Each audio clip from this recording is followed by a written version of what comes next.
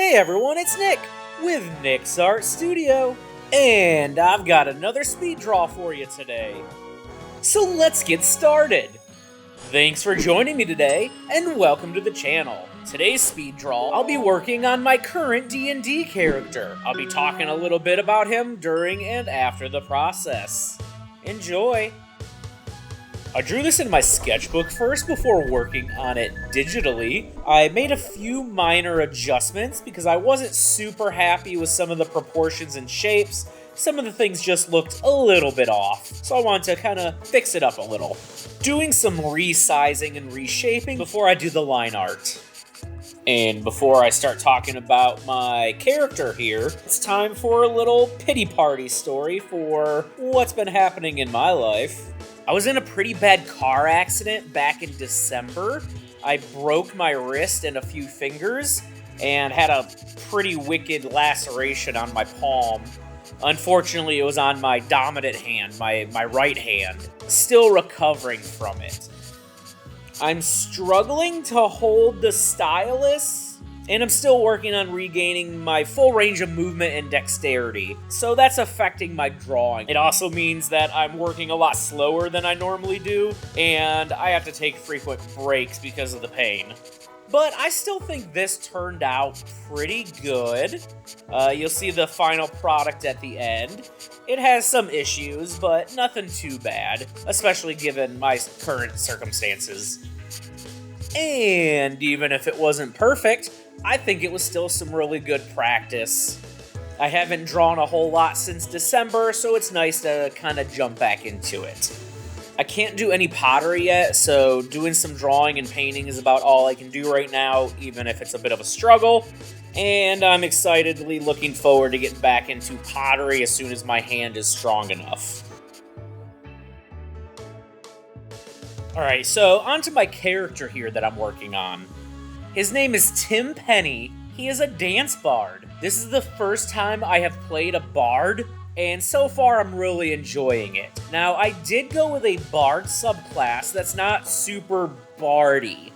So his subclass is the dance bard. It's one of the new ones from the 2024 rules, or the 5.5 rules, whatever they're calling it now. Anyways, he's a dance bard, which is from the new rules. This subclass I like because it kind of switched up how the bard plays a little bit. It kind of makes it so he's like a baby monk without having to actually multi-class into monk. So I don't have to wear armor, and when I'm not wearing armor, I get to calculate both my charisma and my dex into my base AC. So from the beginning, I had an AC of 16. After level 4, when I took an ASI, my AC went up to 17. That's a pretty solid AC for an unarmored bard. I also get to make unarmed strikes. When I do my unarmed strikes, I get to use dex instead of strength, which is good because I have a solid dex. And for my damage, I do damage that is equal to my bardic inspiration die. So that was a D6, and it just recently went up to a D8. And while I only get one attack per turn, there's a few ways I can try to get an extra attack. The Dance Bard has a cool feature that whenever I expend a use of my Bardic Inspiration, I can make a free attack as part of that bonus action or action to hit an enemy within 5 feet of me. I also like to use Dissonant Whispers to try to provoke opportunity attacks. We have a fighter in the party, so we found a cool little setup we can do. We both run up to the dude, and then I Bardic Inspiration him. That gives me an attack. And then for my action, I do Dissonant Whispers, which does, I think it's 3d6 psychic damage. And then the other guy has to run away, which then provokes 2 opportunity attacks, one from me, one from the fighter.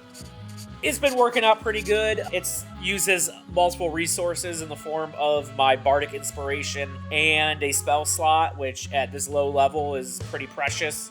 So I can only do it 3 times, but it gets some pretty nice damage. And when I'm out of spell slots, I can always just take an actual action and attack. It's fun. It's not a whole lot of damage, and I'm not like a main melee attacker.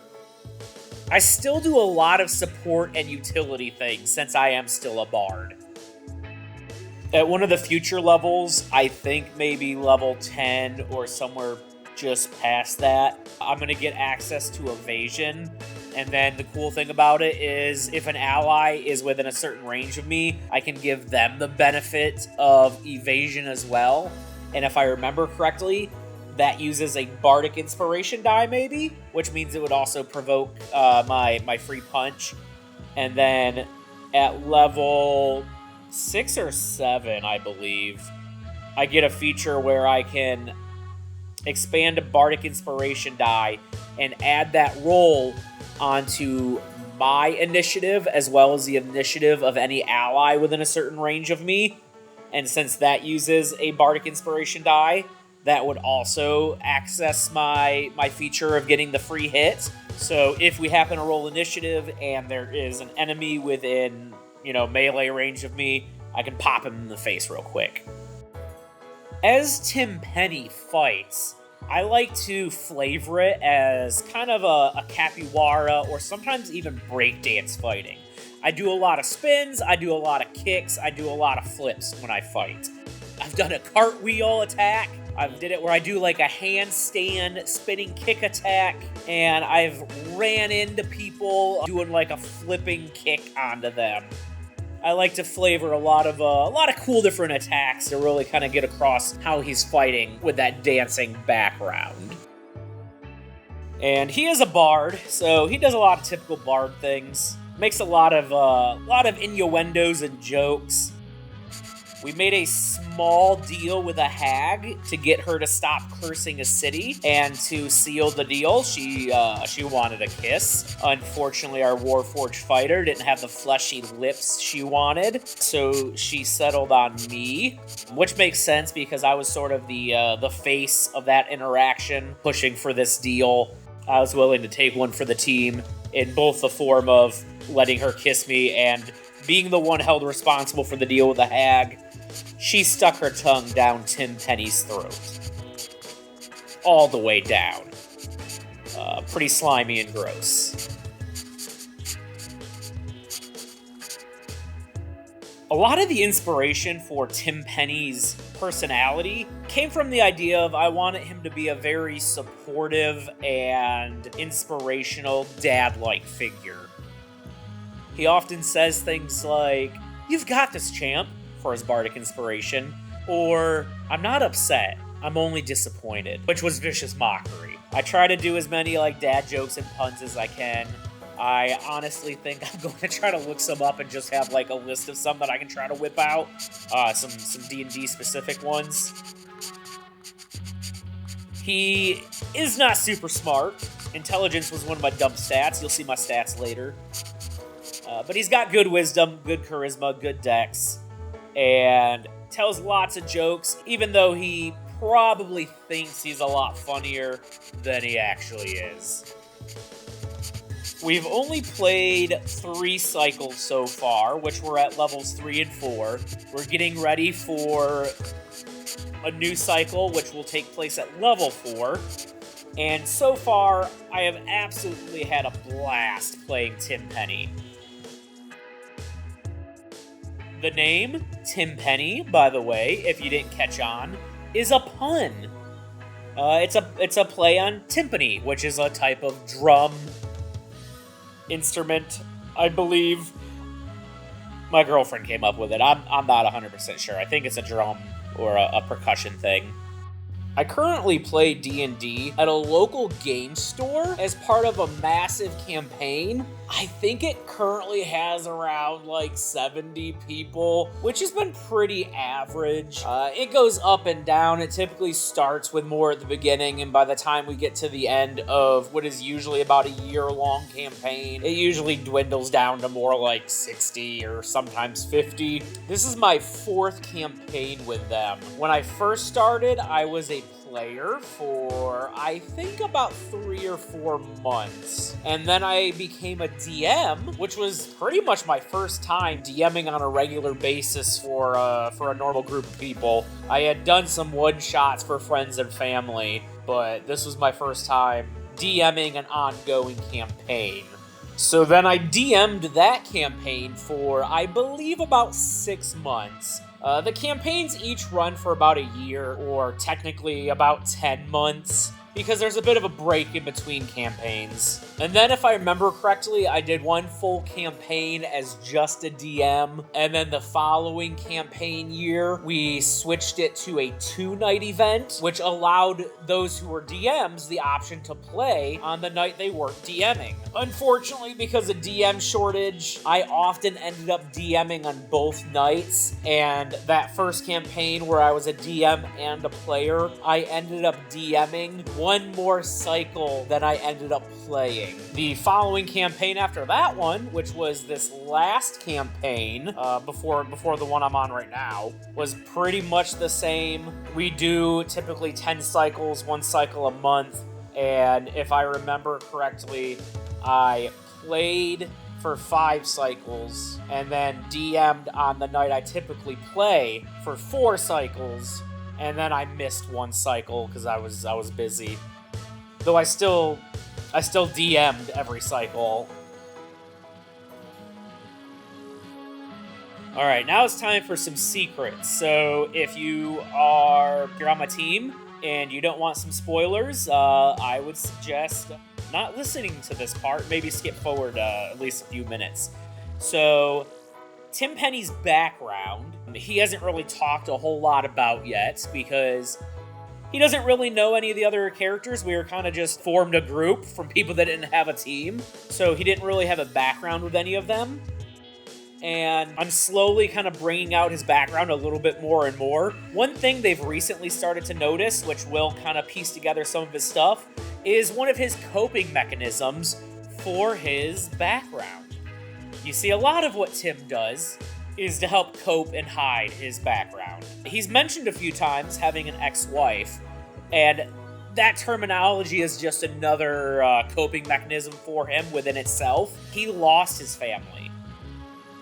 Real quick sidebar, our previous campaign was set in a World of Warcraft-like environment where it was this large continent divided in half, where the 2 different sections were at war with each other.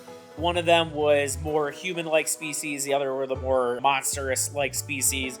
So you had things like elves, humans, things like that on one side, and the other side were things more like orcs and tieflings. The human-like side was called the Sovereign Concord. The monstrous-like side was called the Dread Dominion. So Tim Penny's background comes from the Dread Dominion, where he was sort of like a desk worker. He was in charge of dealing with information that was coming in and help directing workflow of missions. He was literally just a desk jockey. He happened into a cushy job, and he used that to secure his family some cushy jobs to help keep them out of the war. So he got his wife and his teenage son a job on a dock. It was supposed to be a nice, safe, easy job. Unfortunately, the Sovereign Concord attacked the dock workers and slaughtered them all. He feels very responsible for this, and to help mask and deal with all the pain and loss and guilt, he has lots of ways to help cope with it.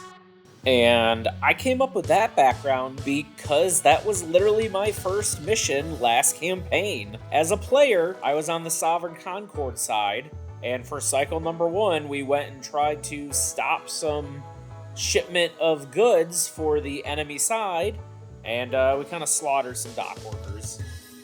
They did attack us first. And the current campaign takes place roughly 3 years after the events at the dock. The war is no longer really actively going on either. And Tim is just trying to live on through the guilt and pain. Which brings us to my current campaign. So here we go. Here's Tim Penny, the Dance Bard. I tried to give him some typical cool dad clothes. He has his nice white New Balance shoes on. He can go cut some grass in. For his instruments, he plays a shawm, also known as a hautbois, which means high wood in French. It's a Baroque instrument. He also plays a Baroque lute. Those are the ones with the like 90-degree turn in the neck at the end. And he likes to jam on the tambourine. And I have his ability scores popping up over here on the right side. You can see that for the most part, he is pretty well rounded, especially when it comes to wisdom, dexterity, and charisma. His constitution is okay, but then I completely dumped strength and intelligence. Does that make him a himbo? So yeah, overall, I think his scores are fairly well-rounded. We did point buy system, and I had my 4th level ASI, which I used to increase charisma. Pretty obvious, he's a bard. Often functions as the face of the party. Charisma is fairly important to bards for pretty much all their functionality. I would have been pretty okay with his intelligence being much lower and maybe his strength being slightly lower. The other stats I think are pretty key to his build and are fine just as is. I did want him to have some like fatherly wisdom, but I am okay with PCs having even lower stats and having some real negative areas. Makes it fun. Then again, Tim is getting into plenty of hijinks, as is, with his intelligence and strength being as low as they are already. I can't wait to see what other kind of mischief he gets into. Well, that looks like it's it for today. This was Nick with NIXart Studio. Thanks for joining me today on another art adventure. I hope you liked what you saw. If you did, consider hitting that like button, maybe dropping a comment. You can subscribe, you can share, you know, do some stuff. Here's some videos you can watch. Bye!